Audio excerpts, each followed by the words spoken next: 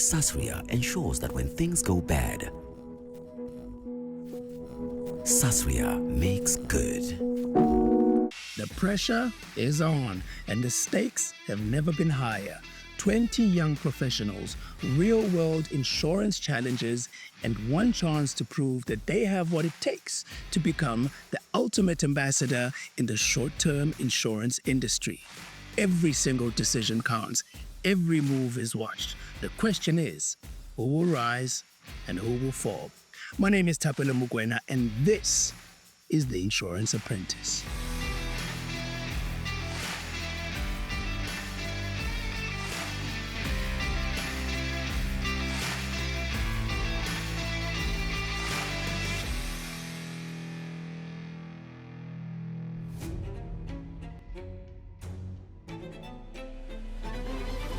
Now let's talk about it.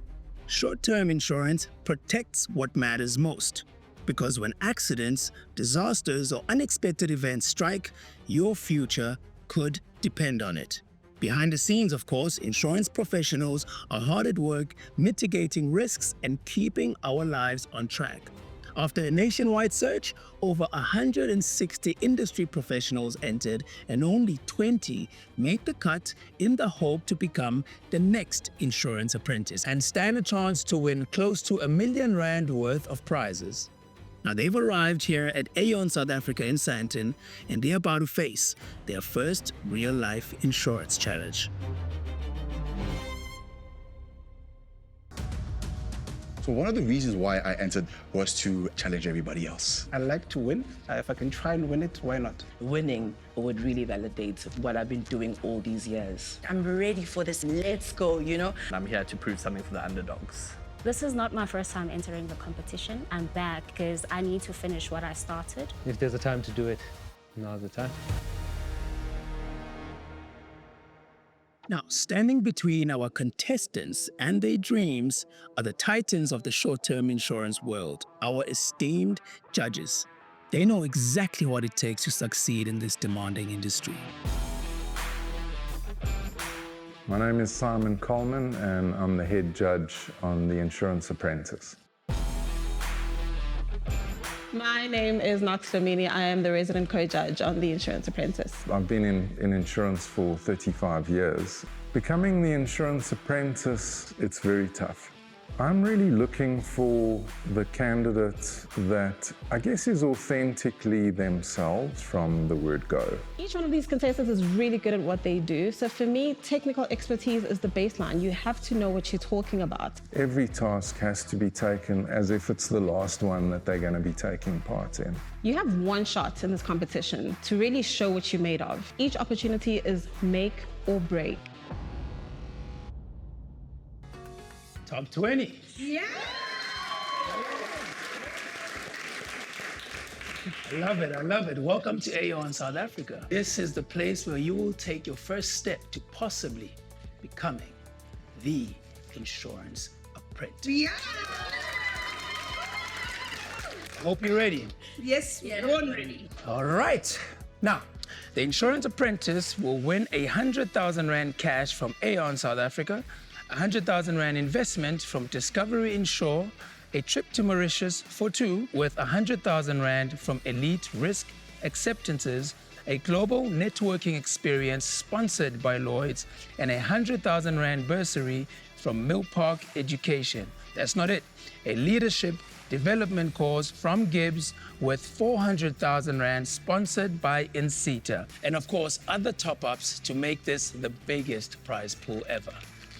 Yeah.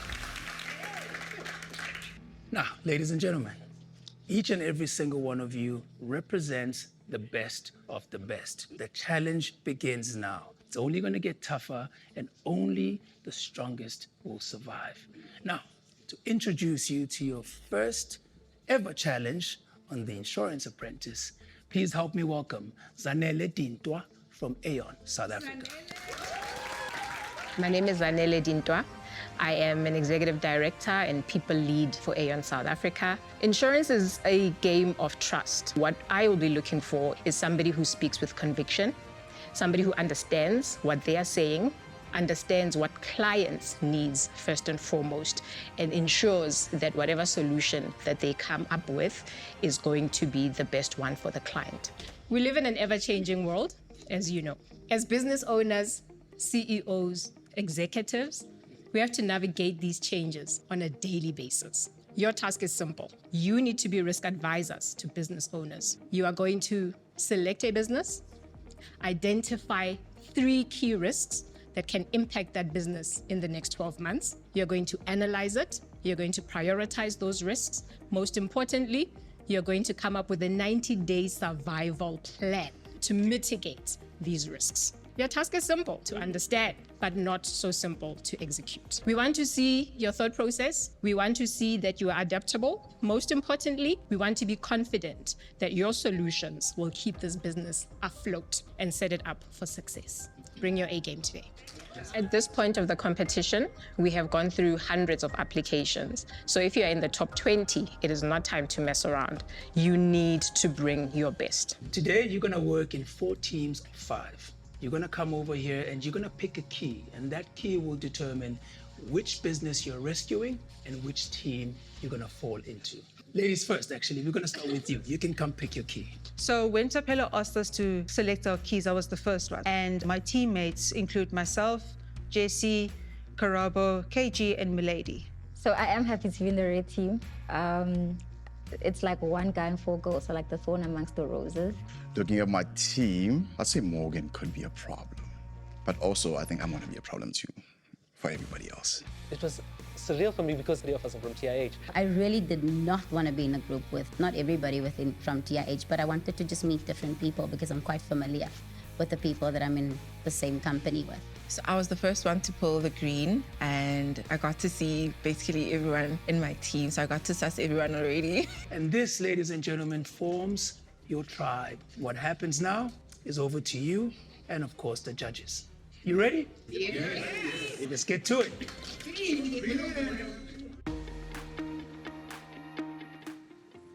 Oh, wow. Okay. Okay, guys. It looks like we've been given a boutique law accounting firm. We had to look at the topic that was given, which was a boutique law firm or accounting firm. We settled on a boutique law firm, and we then discussed what are the potential risks that this law firm could have. We need to pick our top 3 and then continue. Okay. Okay. Professional liability would be as a high risk. It is a high risk. Definitely, especially for a law accounting firm. True. I mean, one claim can actually from this business can cost them a lot. So professional liability is a huge risk. So my take on this is that this is a specialized firm doing a particular service, so they don't have a big staff complement. Yeah. So only about 15 to 20, and this is inclusive of all the attorneys, staff. Sure. But obviously, as we're looking at this, it says a critical staff member or partner leaves or becomes unavailable. Yeah. Right? Plan. So there must be a plan in order for this. So that's a risk. Yes, it is a risk. Can I just finish? You could already see the testosterone building up, and everybody wants to be boss. Cyber and data breach. I don't necessarily agree with the cyber and data breach opinion because I think we can cover it under the business continuity plan. What do you suggest instead of the cyber and data breach? There are some personality clashes, but working in a team, you do expect for there to be those. Check, these are risks. I do not necessarily think these are risks. That's not a risk, you're right. That's what I was thinking right now. But we don't have so much time, so I'm going to agree with the data breach. So our strategy is, our top risk is product and professional liability. Yes. Our middle risk is people risk and key person dependency. And our bottom risk is cyber and data breach. Exactly. Because we have many ways of mitigating that. I think we have a solid idea of what it is that we need to do, what the task at hand is. So I think we stand a very good chance, all of us, of making it into the top 10. Our task is to really come up with a risk management plan for a training and skills development company. And we actually need to identify the risks. And as a risk advisor, I need to advise them and the board to tell them, I need you guys to actually consider these. And this is the plan that we've put in place for you. Regulatory and compliance failure, this is a top risk. I think it's middle. Because the mitigation, I'm thinking mitigation, it's middle. I'm for middle. So next one. Cyber and data breach, I think we agreed that's a top risk. Has to be top. And then we have reputation risk, business interruption, as well as cash flow. Okay, let's do reputation. I think it's middle. It's the same as that one. We just have to choose because I think we... I think it's middle as well, bottom. What's South African? This is a You choose whatever when you don't get it to school. I don't disagree. I applied at UJ, but I ended up somewhere else. But that's another thing is you're talking about UJ. It's fine. Working with Ty, I feel like the team is just listening to whatever he's saying just because he's an actuary, and I told them, no, he's actually quite smart. Which he is smart, but I feel like they should also have a backbone per se and also stand their ground and not just accept everything that he's saying. Cash flow or BI?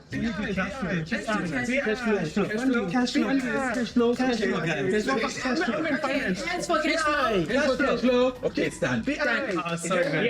Mfunda and I did disagree on the business interruption risk, for example. And I do get his point, but I think for this particular task, there are more important things to consider. Sasria ensures that when things go bad, Sasria makes good. Sasria ensures that when things go bad, Sasria makes good. This is the Insurance Apprentice. Now, earlier our top 20 was divided into 4 teams. Each team was tasked with rescuing a business by identifying its 3 biggest risks and building a survival plan. Okay, the task that we've been given is identifying top 3 risks that are faced by medical practices or specialist practices. What makes this extremely difficult is the fact that I think none of us actually have worked within medical practices. So if we're looking back at it, we're looking at our top risks, which is then obviously product and professional liability. Middle risk is then going to be our business interruptions. Yes. Then our bottom risk is then obviously theft and operational loss. Are we happy with that? I'm happy with that. Because regulatory and compliance is something that's very important. They've already done that. We're not taking care of that. Yeah. They've already done that on their own. Gugu's much. She's really much. And if you don't understand her, you'd easily get ticked off. I do get ticked off, if that's the question. Yes, she's much, but I can handle her. Oh, my word, but Megan. Oh, she started driving me nuts. She just kept talking over me. It's like, ma'am. One more. We have already done that. We have already done that. Yeah, so we sorted that. So we only have 10 minutes. Look at this now. Nia. Okay, fine. We have 2 minutes. Because guys, money makes the world go round. What if the doctor gets sick and then there's the constipations and then there's no income? Because I think... All right, so guys, are we locking in? Yes. So it's, okay, it's just making sure, my friend. Okay, Gugu, guys, come. Everybody put your hand. Okay, locked in. So, locked in. The dynamic between the two of them, Megan and Gugu, I would say is volatile, to say the least. Put it this way, I wouldn't want to go to the bar with both of them at the same time. So the task was to create a risk management solution for a small PR marketing agency. Okay, guys, so our top 3 risks for a marketing and PR agency. The top one would be cash flow and funding pressure. Yes. Middle one would be client concentration risk. Yes. And then our bottom is people, key person dependency. Do we all agree? Or do we all agree? I'm happy with that. All right, comfortable as well. I do think that there are other risks that we could have actually considered, but within those 3 risks that we have selected, I'm quite confident that those risks are relevant to our SMEs. All right, team. Hello. Hi. How are you guys doing here? Great. Yeah? You feeling strong? You feeling confident? Yeah, Okay, good, because I'm going to bring the rest of the teams in. Come on, teams. Everybody join us. Let's get in here. I wonder what is happening. All right. Hi again. So you guys have analyzed your businesses, right? And you've identified the risks that could hurt them the most, right? So now the real test begins. Can you mitigate those risks with a limited budget? Introducing the risk auction. Now, each of you as teams have 100,000 Rand. And in this auction, we have a few protection tools that you can buy or bid for. A curveball was thrown in the midst of us trying to get our things together. And now there's an auction. And each of you as teams are going to pick one representative who's going to bid on your behalf. So that too has to be a very wise and smart decision, right? So Absolutely. Prioritization will be key. prioritization, that's it. You have to choose your lead bidder very wisely. So I'm going to give you a chance to make that decision. You guys ready for that? Yes. All right. The team wanted to choose me since I'm in finance. I'm like, the pressure. Ran away from the pressure. I chose Terrell. Who knows game theory more? I think he does as well. You own it. Okay. You own it. Own it. I'll handle this, guys. And I believe the person we'll be sending into this particular task is somebody who has a business background. I suggest to me because this is BDF. I was nominated. They said because I'm a business development consultant. So yeah, they thought that I was the man for the job. So I'd like to recommend Geordie to do it first, just because, Jordan, just because of based off it's gone so far. Our team chose Jordan simply based off of the fact that he seemed like he had the most level head, and he wouldn't be influenced by the rest of the team. We were worried if anyone else went over there, Gugu might win them over. We randomly just chose Jordan, the biggest mistake of our entire team. I really think that we need someone who's really good at negotiating terms here, who's good at it. I think Rabo's been the best so far. You are in sales, right? Yes, I am. Perfect. We chose Karabo, and it was a unanimous decision because she is a sales manager. Everybody feeling good about their representatives? Yes. All right. Let's not waste any time. Let's get straight to the auction. Let's go. All right. The auction was probably the first time I'm seeing that this is genuinely a competition. Like fighting for something as small as, can I sit where you're sitting so that I'm close to my group member? In my head, I'm like, I don't think that's going to change the fact that you're going to get what you want. Let's get it started. A backup power solution. Valued at 35,000 Rand, ladies and gentlemen. Their heads together, 35,000 Rand from the blue team. Anybody top in that? 36,000 from the green team. 37. 37,000 topping that from the blue team. 38. So I was going for a run with the green team. They were playing the raise the price type of game. 29. I tried to ensure that there was a bidding war with each team, just to ensure that the cash was driving down. 40,000. 40,000 from the green team. 41. 41,000. I'm gonna say going once. I'm gonna say going twice. Sold for 41,000 to the blue team. Moving on to the next item, ladies and gentlemen, is a cash buffer reserve. It's a red team. One thing that was a major factor for us is the cash reserve. I mean, the bidding was back and forth, but I'm just like, you know what? 45. 45,000 from the green team. My man is not playing. Then the red team bid 46,000 from the red team. All right. 47. 47,000 from the green team. I like where this is going.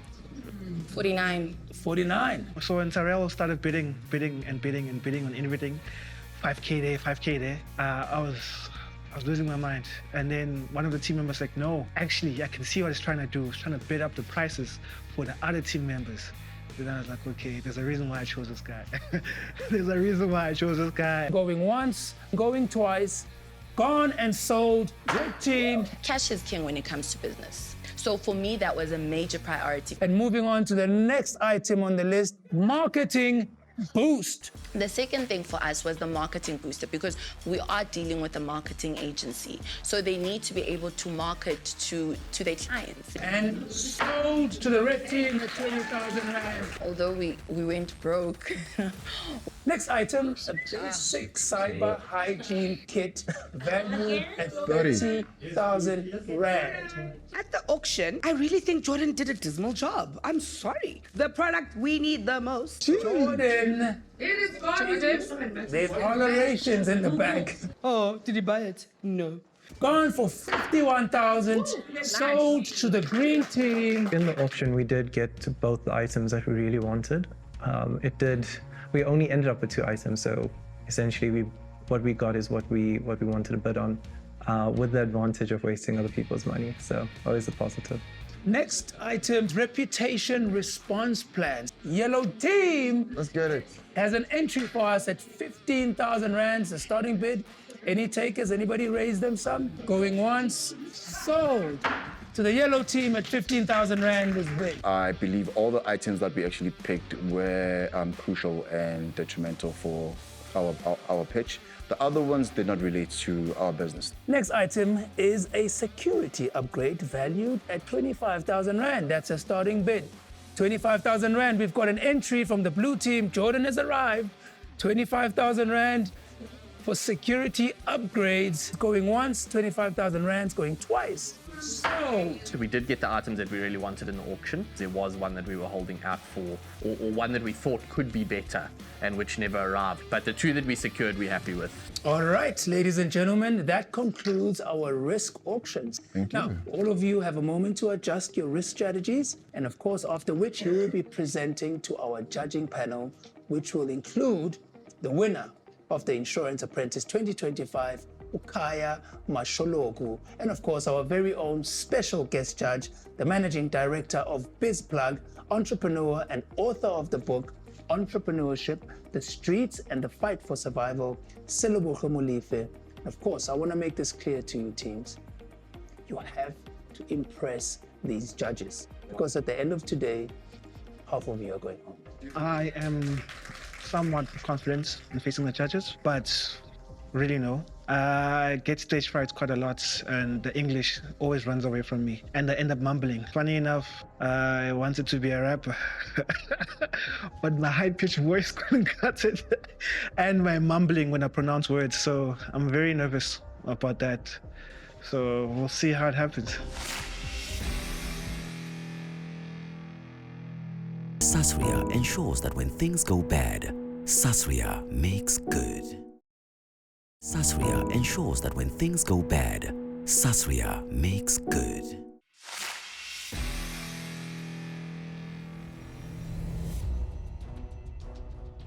The pressure is on here at the Insurance Apprentice.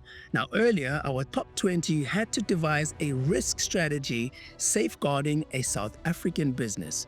Then, they took part in a risk auction to buy the necessary tools to then implement their strategies. Next, they have to present their plans to our panel of judges. We're talking about Simon Coleman, Knox Lamini, and our guest judges Zanele Dintwa from Aon South Africa, and last year's Insurance Apprentice Kaya Mashologu, and serial entrepreneur and the SMME champion Silobuhle Molefe. I have mixed emotions with regards to facing the judges. Did we actually nail our response? That's where my anxiety is coming from, really. Good afternoon, judges. We are Blue Crew Consulting. We support. Sorry. Oh gosh, sorry. I'm so sorry. Megan starts presenting. Oh, I made a mistake, so they forgive her. Ah, it's okay, nerves or shame or a escape soul. You can start over. Oh. Good afternoon, judges. We are Blue Crew Consulting, supporting private clinics and professional practices across South Africa. So the top 3 risks that we will be highlighting this afternoon is our product professional liability. This was... Can I stop you there, please? Can you give us just a bit of background of this specific client and what assumptions perhaps have been made, the size of the client, that kind of thing? Oh gosh, I just went blank. Sorry. Batong, wena. Batong. How big is the company? How many people does it have? We haven't identified that. What's the sort of turnover? We haven't identified that either. This is pathetic, guys. Come on, girl. Make something up on the spot. You're a clever little girlie.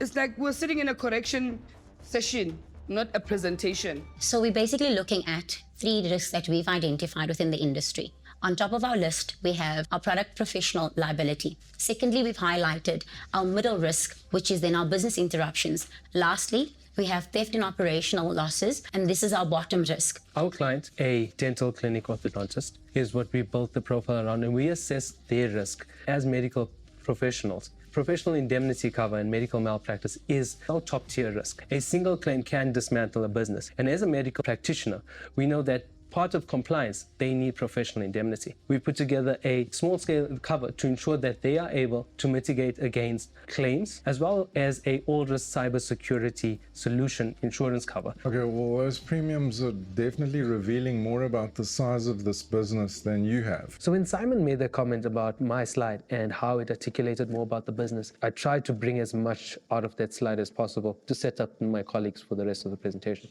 So we have identified business interruption as the middle risk that our client is going to face. Now, this could be power outages, equipment failure, or the damage of their business. We have mitigated for 2 of these risks by getting backup power and water solutions. This will ensure that the clinic continues operating in the instance where we have power outages and water outages, which are prevalent in South Africa. The next major risk that we've identified for our business, that is the risk of theft and operational losses. What we've managed to secure for our clients is risk mitigation in order to better protect themselves. Our 90-day plan is broken into 3 parts.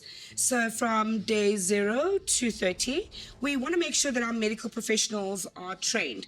From day 31 to day 60, we focus our business interruption into the revenue. So I have to cut you. You guys are actually out of time. Madam, I thought Mrs. was busy stuttering, eating our time. I ran out of time, even if they cut me off. I mean, they saved the best for last, and, I kind of brought it home. How does something like NHI, for example, come into your risk review? It's an issue that is really upsetting to small business owners like ourselves, where we know from experience in terms of public health facilities. And remember, this is how they earn their revenue, their income. And now they're being told that they need to service 2 or 3 times as much people for a set amount, where now they will then be, forced to work certain hours. They'll be forced to. And yet nothing was why didn't you choose item number 3 then? Correct. Which is regulatory and compliance failure. What is the most thing that medical practitioners are faced with right now is NHI. We left the most important thing in the industry for medical practitioners at the moment out of our presentation. The answer that you're giving tells me that you did not think about the context of this being a South African business with our own unique sets of challenges. I think in the first 2 hours of our planning, Google mentioned the NHI. It's a big part of the possible change of legislation. The answers were in the boardroom. We buckled under the pressure to call it as a team. Thank you.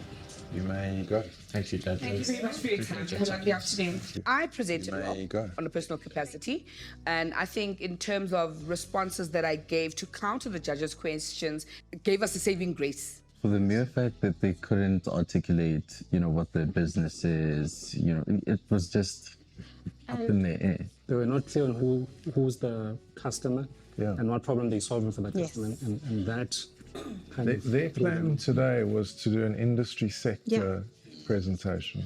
I do believe we do have a good chance of going to the top 10. If we worked well together right in the last few minutes of our presentation, we can definitely win it.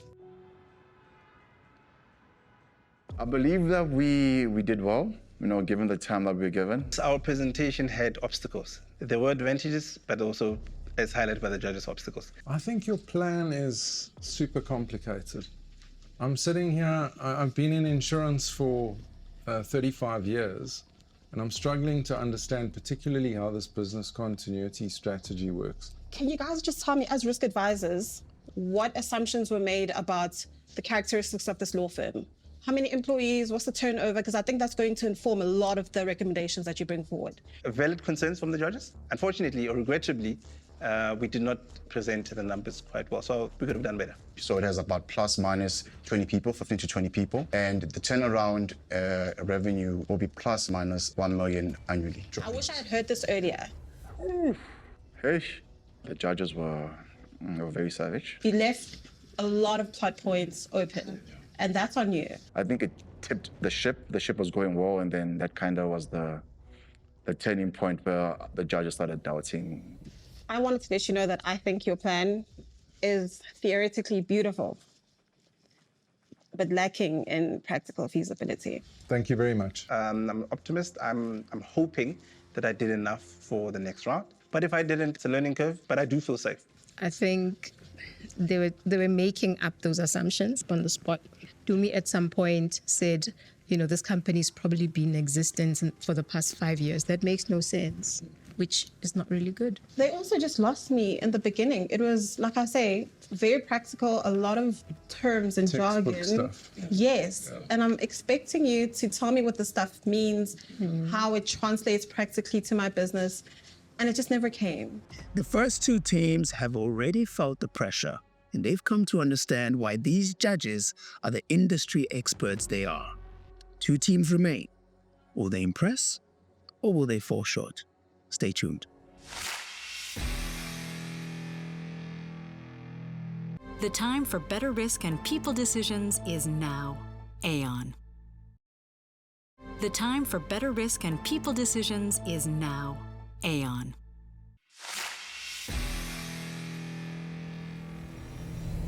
Welcome back.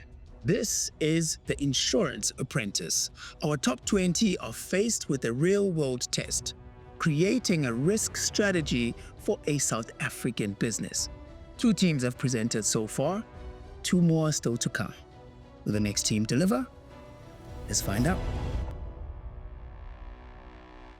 With a lot of nerves going into the presentation. I think we've done our best, but the judges can always throw curveballs, so I guess we'll have to wait and see. Given that you made the example of Daimler going out of business, you rated regulatory as well as compliance as your bottom. You really can't operate without regulatory. Why is it that this is absolutely something that you rate?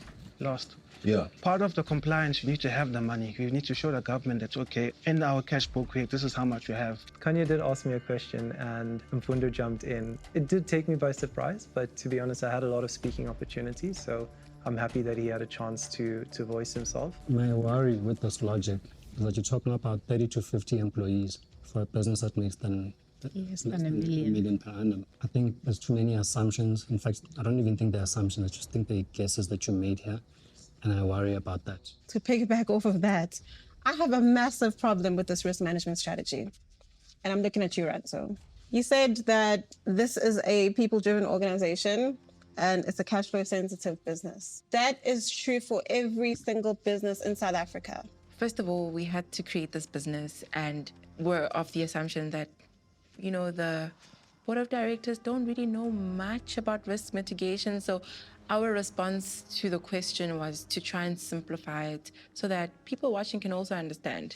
That was too generic for someone coming and advising a small business on how to survive. That was disappointing for me. All right, thanks for your presentation. Thank you. Thank you for your time. We're all a bit disappointed. I think we gave it our best shot. I do think as a team we believe that we had a great solution, and my feeling and Mfundo's feeling from what I've seen was disappointment after that. This business is not going to afford risk advisors at that revenue with 50 people. They're not even going to afford a really great cyber plan. But they'll have a really great cyber plan.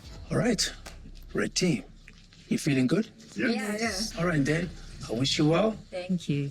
See you after your pitch. Thank you. All right. I am feeling confident about our presentation. I think we prepped well, so I'm pretty much ready, yes. Welcome, team. It's all on you. Take it away. South African statistics show that 80% of small, medium enterprises fail within their first 5 years of establishment. This is mainly due to lack of funding access, lack of financial management, and over and above that, macroeconomic factors exacerbate these numbers even further. As risk management solutions, we've identified 3 risks that could affect your business. One of them is being a reduction in funds, as well as a cash flow constraint, as well as a funding pressure. This, in the current environment that we're in now, as South Africa is currently navigating a very slow economic environment, this will lead to a loss of cash flow and funds, which will then domino effect into client concentrations and risk. I think as Leanne was stumbling, what's going on through my mind was like, just breathe. I wish I could tell her breathe. So I was just like, let it happen, so that it didn't feel like I am part of the process and let her have her independent moment. But essentially she did well.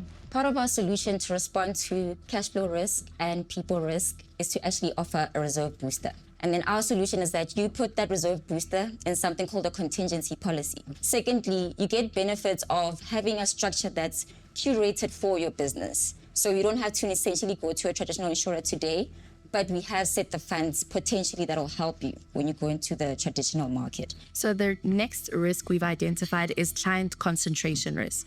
So what we then came up with as a mitigating factor for this is a market booster. And then the third and final risk that we've identified is a people risk. And we find that it is actually a knockoff from the first two.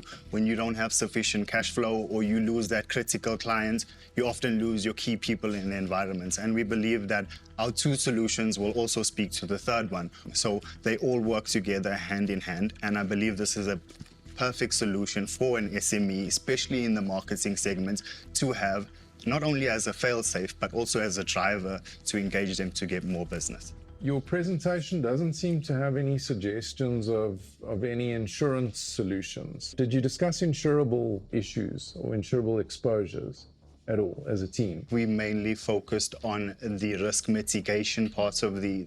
I'm not saying it's wrong because you just asked to look at the risks. I'm just saying I find it interesting that you didn't look at any insurance solutions. Our thought process behind it was most SMEs already have a short-term insurance policy. That's why we didn't think to include that. We were here to put a risk management solution into your business. You're pitching to a PR and marketing agency, and you're telling us about generic SME problems. That is a challenge because it doesn't connect with me as a client. How do you respond to that? The one that my colleague initially spoke about was generic to an SMME, but that speaks to the survival of the survival plan, the 90-day plan. And then we move on to what I was speaking about. That spoke directly to the marketing and PR agency. That speaks to the core of what a marketing and PR agency does. So I think we did highlight that very well. You guys left 4 minutes to spare, which is why we have so much Q&A, so I'm going to utilize all of it. I think if we can conceptualize a solution in 5 minutes, as opposed to babbling for 10, we just opted to take half of the time and still get the point across.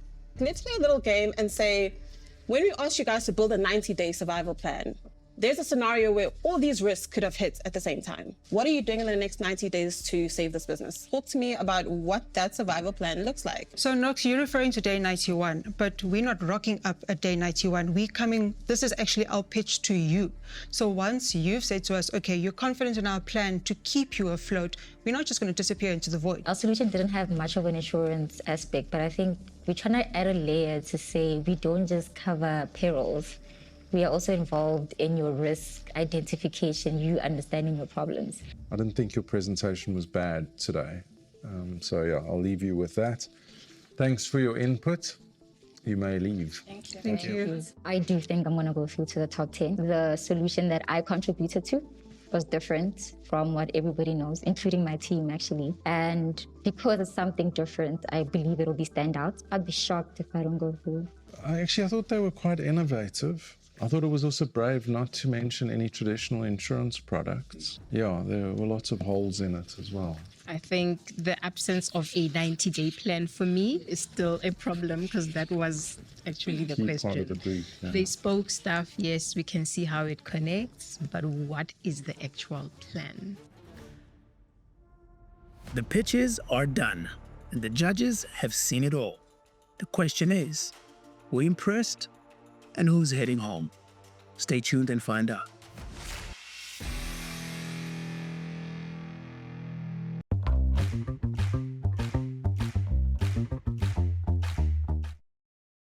As market leaders, we're always challenging ourselves. Do insurance differently.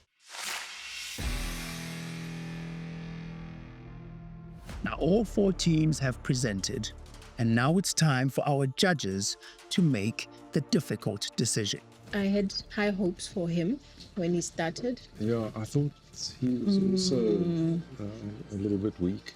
I was going to say, she came in with a very clear plan. Whose journey ends here, and who remains in the running to become the insurance apprentice.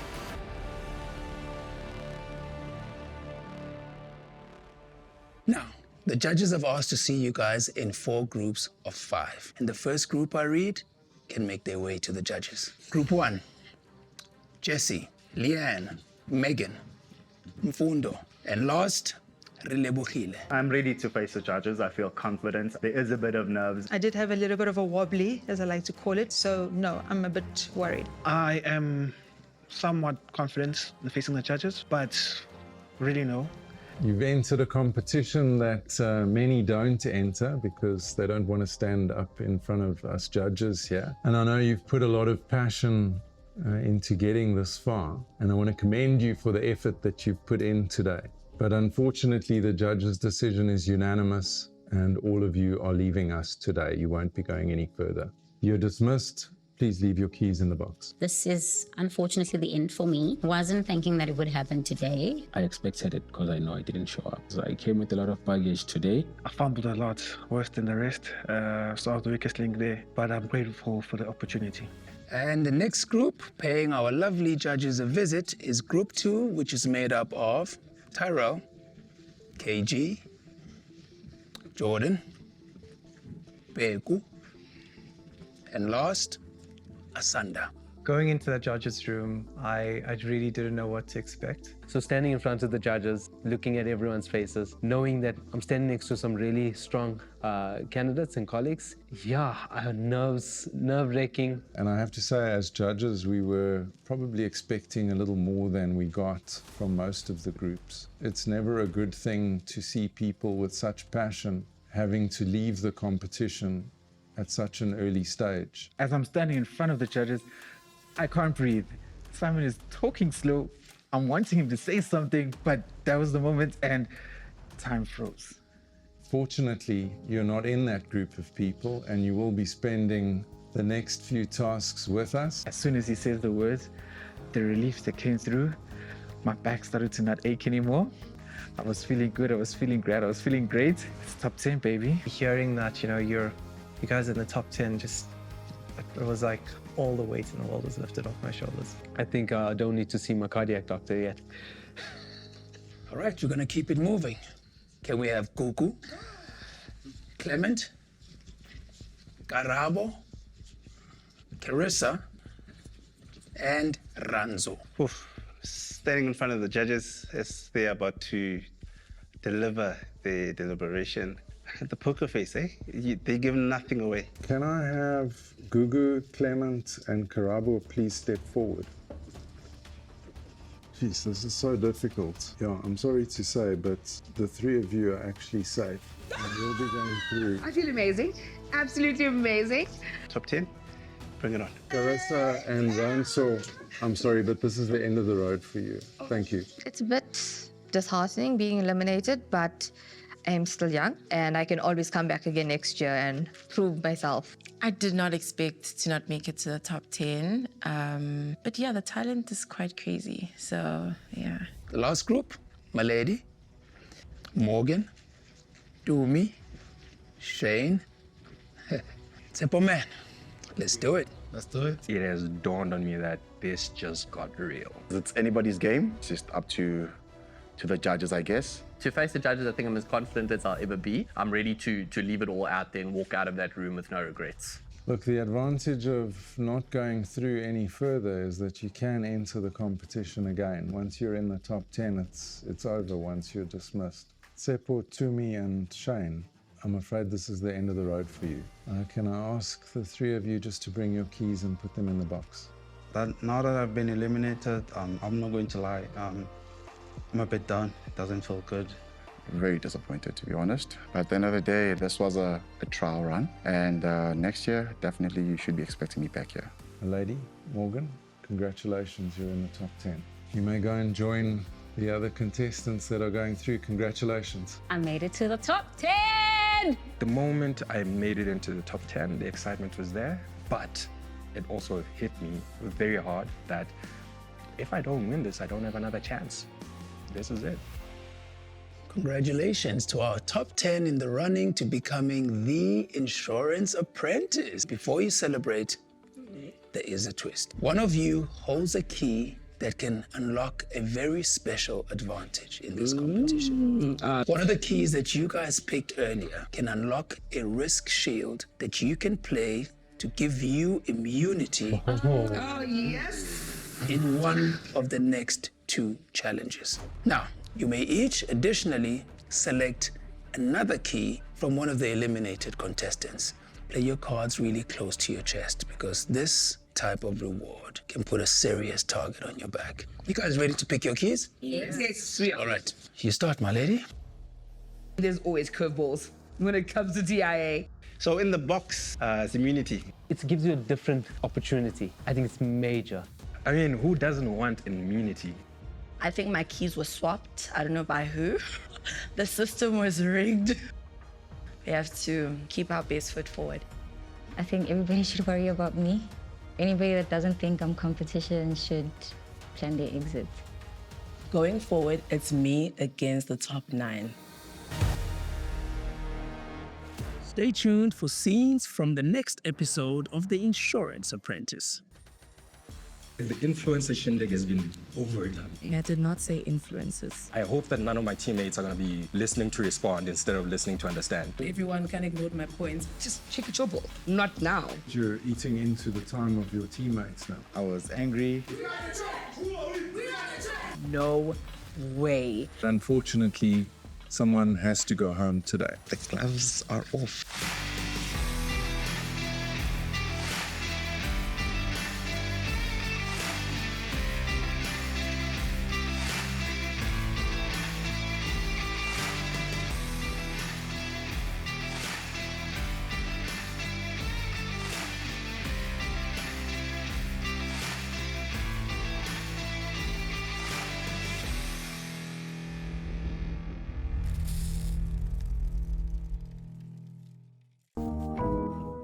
Sasria ensures that when things go bad,